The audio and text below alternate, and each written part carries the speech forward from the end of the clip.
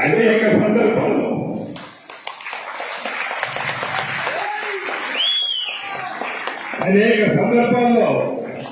కన్నీరు నా కార్యకర్తలు నా నాయకులు పెట్టుకున్నప్పుడు వారి ముందు నేను బాధపడితే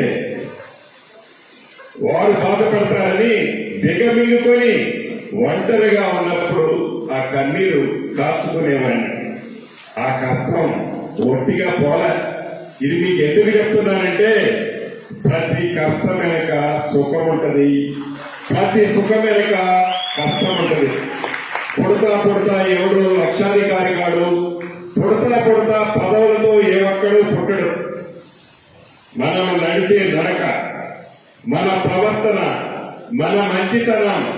మీ పిల్లలు ఇంటర్మీడియట్ మరియు ఎంసెట్ చదువుతూ సబ్జెక్ట్స్ లో కన్ఫ్యూజ్ అవుతున్నారా? కాన్ఫిడెన్స్ లెవెల్ తక్కువగా ఉందా? రిపీటెడ్ మిస్టేక్స్ చేస్తున్నారా? అయితే మీకోసమే ఉంది Rise app. 1 lakh question bank, performance analysis, online classes by experts, ఇంకా మరెన్నో ఫీచర్స్ తో మీ ముందుకొచ్చింది Rise the perfect guide. Description లో ఉన్న లింకును ఉపయోగించి సబ్స్క్రైబ్ అవ్వండి. ఎప్పటికీ మనకి శ్రీరామ లక్ష్యలాగా ఉంటాయి.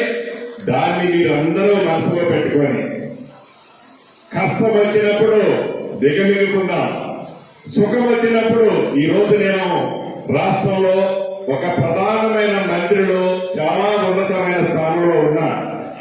ఇంతమందిలో ఈ రోజు ఎందుకు ఎమోషనల్ అయ్యానంటే ఆ రోజైతే దానికి అర్థం లేదు. ఈ రోజైతే ఆ ఎమోషనల్ కి అర్థమేందో మీరు అందరూ గ్రహిస్తారని ఇక్కడ అయ్యా. ఆ రోజు నేను బాధపడితే నా ఎమ్మటున్న లక్షలాది మంది అభిమానులు డిమోరల్ అవుతారు. అందుకే ఆ రోజు ఎప్పుడో కూడా నేను కన్ను ఇంత కూడా చెమ్మగిల్లనిలా. ఈరోజు ఇందాక అన్నట్లు ఇదే అధికారులు అనేక మంది నన్ను నమ్ముకున్న వాళ్ళని ఇబ్బంది పెట్టారు.